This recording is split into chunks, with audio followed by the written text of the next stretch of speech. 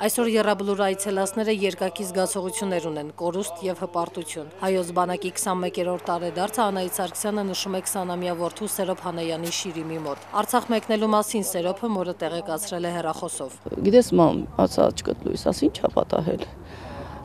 Անակնկալ ունես, սյուրպրիզ, ասի լսում եմ։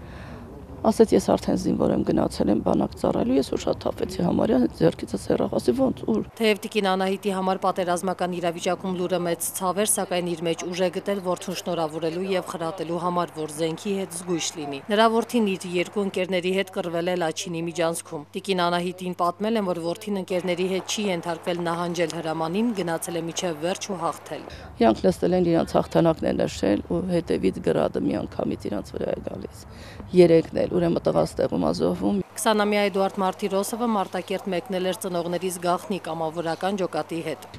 Ասում է պապ, մամ, ասում է դուք չեք ընդեղ ինչ է կատարում, ասում եմ։ Ես պիտի գնամ, անպատճառ պիտի գնամ։ Մեր հողն է պիտի գնամ։